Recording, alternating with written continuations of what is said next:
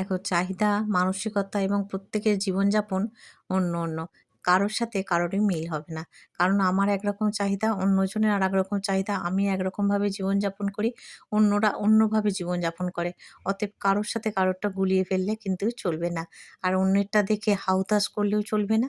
আর অন্যেরটা দেখে ও ভালো আছে, আমি বুঝি খারাপ আছি, এইরকম মানসিকতা নিয়েও চললে হবে না। ও ওর মতো ভালো আছে, আমি আমার মতো ভালো আছি। কথাটা বলা যতটা সহজ কিন্তু কার্যক্ষেত্রে আমাদের সেই বিচক্ষণতা সেইটাকে সাথ দেয় না। আমরা যখন একে অপরের বিচক্ষণ করতে বসি, তখনই না আমরা সব দোলাচলে গুলিয়ে ফেলি। তখন আমার জীবনের frustration গুলো আমি অন্যের ঘাড়ে চাপিয়ে দিই।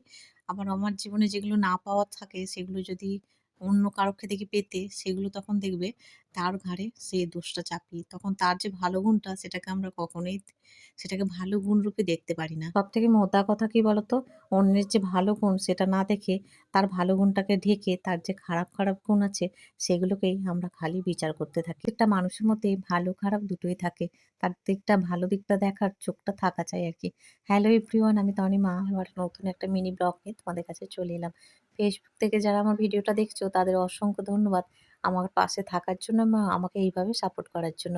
ইউটিউব থেকেও যারা ভিডিওটা দেখছো তাদের অসংখ্য ধন্যবাদ। তো আগের দিন রাত থেকে তো ভিডিওটা শুরু করেছিলাম। মুড়ি-টুড়ি খেলাম। তারপরে মেয়েকে পড়াতে বসেছিলাম। ওদিকে সোনাইয়ের বাবাও চলে এসেছিল। বেশ রাত হয়েছিল, কালকে আসতে প্রায় 8:30 বেজে গিয়েছিল। তারপরে সোনাইয়ের বাবা আসার পর আমরা খাওয়া-দাওয়া করে একসাথে শুয়েছিলাম। এটা পরের দিনের সকালে তরকারিপত্র করছি। এদিন মেয়েকে রুটি করে দিয়েছিলাম। আজকে একটু পরোটা করে দিলাম আর সাদা আলুর তরকারি। সোনাইকে আগে চুল-টুল বেঁধে দিয়েছি। তারপরে একটু ভাত আর তরকারি মেখে-ঝুঁকে খাইয়ে দিচ্ছি আরকি। তো খাইয়ে দেওয়ার পর ওকে পুরো রেডি করে দিয়েছিলাম। দিন ধরে যেহেতু বৃষ্টি, বৃষ্টি হচ্ছে, ওয়েদারটা বেশ ঠান্ডা থাকে সকালের দিকে। তবে বেলা হলে আর টেকা যায় না। তো ভাত তরকারি হয়ে গেছিল। সোনাইয়ের বাবা অফিসে এই বেরোবার সময় ফোন করলো। তখন বলল যে, হ্যাঁ, অফিসে যেতে হবে আরকি। সঙ্গে, সঙ্গে ভাত তরকারি তাড়াতাড়ি করে গুছিয়ে দিলাম জানো? আমি জানি যাবে না বলল।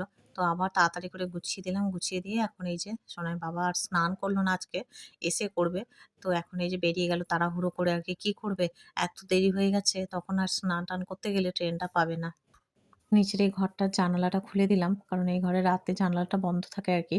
তো এখন জানালাটা খুলে এখন এই যে উঠানটা লেপে নেব। ভোরে উঠে না তাড়াহুড়ো করে আর এগুলো করতে পারি না। ওটা একটু পরে করি, সোনাই বেরোনোর পর করি। কারণ রান্না-বান্না করতে মেয়েকে রেডি করতেই সময়টা চলে যায়।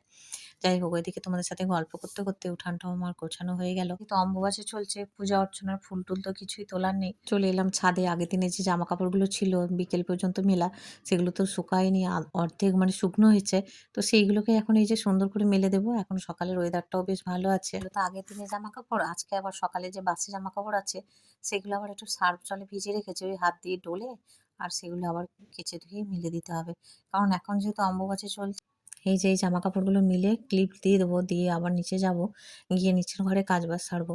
এই যে মেয়ে স্কুলে বেরোনোর পর বাসি কাজ যে কত থাকে তার ঠিক নেই। হাজারটা কাজ থাকে আরকি। সেগুলো এক, এক করে শেষ করতে হয়। মানে একটার পর একটা গোছানো, গাছানো, চারিদিকটা একটু পরিষ্কার করা, পরিচ্ছন্ন করা, এগুলো থাকে। মানে দেখবে যারা কাজ করে তাদের দেখবে কাজের শেষ নেই। দেখো আমার যেটা মনে হয়, তুমি যদি কঠোর পরিশ্রম করো তুমি দেখবে সাকসেস একদিন না একদিন পাবেই। আমি না শর্টকাট পদ্ধতিকে বিশ্বাসই করি না।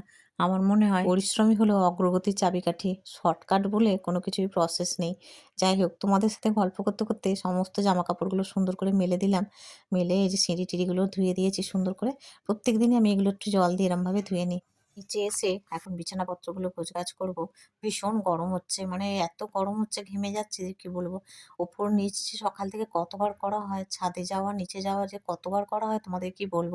সোনাইকে আনতে যাওয়ার আগে পর্যন্ত অন্তত ১২-১৫ বার শুধু ওপর নিচ করা হয়। জামাকাপড় মেলা, তোলা, ঠাকুরের সমস্ত কিছু পরিষ্কার করা, ওখানে মানে ঠাকুরকে নিচে ধূপ দিতে যাওয়া, উপরে মানে কতবার যে হয় ১০ থেকে ১২ বার ১৫ বার তো হয়। যাই হোক, দেখো এই যে বিছানাটা ভালো করে ঝেড়ে নিচ্ছি, জানলাটাও খুলে দিচ্ছি। কারণ এই পাশে না সকালের দিকে জানলাটা খুলি না। কারণ ওই পাশের বাড়ি ওদের তো রান্নাঘর আছে ওই পাশটা তো, ওপর নিচ সমস্ত কিছু ওদের ৩ খানা রান্নাঘর ওই জানলার দিকটা। যেখানটা আমি মানে বালিশগুলো রাখছি।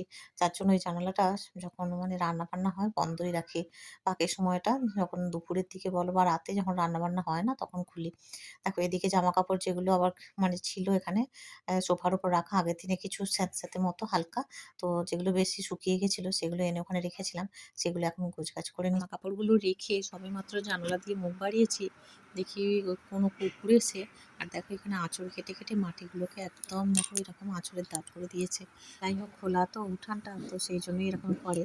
এরপর আমি আবার ছাদে চলে গেছিলাম কাচাকুচি করে নিয়ে, বিছানা গোছাচ্ছিলাম, তারপরেই আবার চলে এসেছি ছাদে। জামা কাপড় যেগুলো শুকনো আছে ওগুলো তুলে নেব, ভিজেগুলো সুন্দর করে মিলে দেবো। কি আর বলবো তোমাদের, এরই মধ্যেই প্রায় 4 থেকে 5 বার আমার উপর নিচ করাই হয়ে গেছে। মানে এখন কিন্তু ওই সকাল 7:30 8টা বাজে, মেয়েকে আনতে যাওয়ার আগে পর্যন্ত 12 বার 14 বার ওপর নিচ হয়েই যায়। যাই হোক, সুন্দর করে জামা কাপড়গুলো মিলে দিচ্ছি। দেখো, সোনাইয়ের বাবা বাড়ি থাকলে কিন্তু বলতেই হয় না, আমার অনেক কাজে হেল্প করে দেয়। আমি তো বলবো প্রত্যেকটা ছেলেরই সমস্ত কিছু কাজ জেনে রাখা ভীষণ প্রয়োজন। কারণ মানুষের কখন কি পরিস্থিতি হয়, সেই পরিস্থিতিকে কাটিয়ে ওঠার জন্য একটা ছেলের সমস্ত কিছু কাজ কিন্তু জেনে রাখা ভীষণ জরুরি। অনেকে বলে যে কিচ্ছুই পারে না, সেটা কিন্তু একদমই খারাপ শোনায়। এখনকার দিনে ছেলে মেয়ে উভয়কেই সংসারের প্রতি দায়িত্বশীল হতে হবে। প্রত্যেকটা কাজ তবে সে বুঝবে যে সংসারে একটা নারীর পরিশ্রম কতটা থাকে। নাহলে কিন্তু সে তো বুঝতেই পারবে না যে একটা নারী সকাল থেকে সন্ধ্যে পর্যন্ত সে সংসারের জন্য কি, কি করছে। তার পরিশ্রমই বা কতটা হচ্ছে, তার গুরুত্বটা অবশ্যই বোঝা উচিত। যাই হোক, সোনাইয়ের বাবা বাড়ি থাকলে তো করে দেয়, তোমাদের বললাম। সোনাইয়ের বাবা অফিসে থাকলে তখন তো সংসারের যাবতীয় A to Z সমস্ত কিছুই নিজে হাতে সামলানো এবং মেয়েকে আনতে যাওয়া, মেয়ের পড়াশোনা সমস্ত কিছুই একা হাতেই তোমাকে করতে হবে। তোমাদের সাথে গল্প করতে, করতে ওপর থেকে এত জামাকাপড় নিয়ে চলে এসেছি। ফোল্ড করে গুছিয়ে রাখবো, রেখে যেগুলো আলমারিতে তোলার তুলে দেবো। অনেক কটা জামা আলমারি থেকে বের করা হয়েছে, সেগুলো ভেতরে এখনো রাখা হয়নি। সেইগুলো এখন গুছিয়ে দেবো। আগের দিন কিছুটা সোনাইয়ের বাবার জামাকাপড় তুলেছি, সোনাইয়ের কিছুটা তুলেছি। আজকে আবার আমার কিছুটা তুলে দেবো। যেগুলো একটু ভিজে আছে সেগুলো এখন রাখছি, সেগুলো আবার একটু রোদ খাইয়ে নেবো আরকি। উপর থেকে আনতে, আনতে বোঝাই যায় না কোনটা একটু ভিজে আছে, কোনটা কি আছে। যাই হোক, নিচেও দড়ি আছে জানালার ওই গ্রিলগুলোতে দিয়ে দেবো একটু, শুকিয়ে যাবে। সোনাইয়ের বাবার জামাকাপড়গুলো সমস্ত কিছু রেডি করে রাখতে হয়। সকালবেলায় তো তখন এত তাড়াহুড়ো থাকে, তখন খুঁজে পাওয়া মুশকিল হয়। আর আমিও কোথায় তাড়াহুড়ো করে রাখি, আমিও তখন মানে দিশাহারা হয়ে যাই কোথায় আছে না আছে। যাই হোক, মোটামুটি অনেকটা কাজ আমার হয়ে গেছে। আর আমার এখন স্নান করে উপরে ঠাকুরকে পূজা দিয়েও চলে এসেছি। যেহেতু মা আছে, মাকে তো একটু পূজা দিতেই হয়, মানে ভোগ প্রসাদ দিতেই হয় আরকি। অম্বুবাচীর চলাকালীন যে আম, দুধ ফুধ দেয়, তো ওই আম দিয়েছিলাম। সেই দিয়ে এখন মুড়িটা খেয়ে আবার মেয়েকে আনতে বেরিয়ে পড়েছি। তাড়াহুড়ো করে হেঁটে এসেছি। এত গরম হয়েছে যে তোমাদের কি বলবো।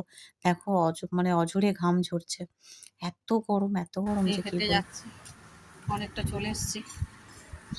আর আর একটু পরে পৌঁছাবো। দেখো, আজকে ট্রেন থেকে নেমে হেঁটেই গেছি স্কুল পর্যন্ত। আগের দিনও গিয়েছিলাম, বললাম না প্রচণ্ড কষ্ট হচ্ছে, আজকেও তাই।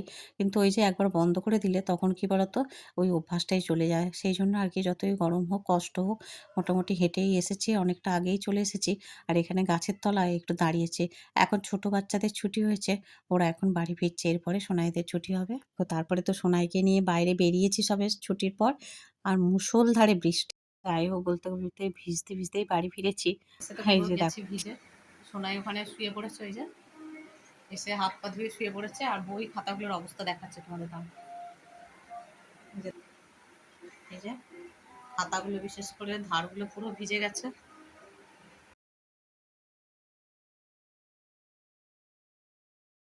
যে জামা কাপড়গুলো সঙ্গে সঙ্গে এসে সার্ফ দিয়ে ভিজিয়ে দিলাম, কারণ ওই যে নোংরা জল লেগেছে জামা কাপড়ে, তার মধ্যে ট্রেনের মধ্যে পুরো ভিজে গেছি, আবার রাস্তাতে 1 হাঁটু করে জল। এখন দেখো, এই যে মেয়েকে খেতে দিলাম, মেয়েকে স্নান করালাম, আমি আবার স্নান করলাম জানো। এই যে খেতে দিয়েছি উচ্ছে ভাজা, মিক্সড সবজি, আর তার সাথে আম কেটে দিয়েছি, আর একটু পেঁয়াজ নিয়েছে। এই দিয়ে মেয়ে এখন খেয়ে নিচ্ছে, এরপরে আমি খাবো। জামা কাপড়গুলো তাড়াতাড়ি করে মিলে দেবো। এখন বাইরের পরিবেশটাও বেশ শান্ত আছে, তবে ওই টিপির টিপির করে বৃষ্টি পড়তেই আছে। তবে আগের যে মুষলধারে বৃষ্টি সেটা কিন্তু অনেকটাই এখন কম। যাই হোক, আজকের মিনি ব্লগটা বন্ধুরা এই পর্যন্ত রাখলাম। সবাই ভালো থেকো। বাই বাই, দেখা হবে পরের ব্লগে।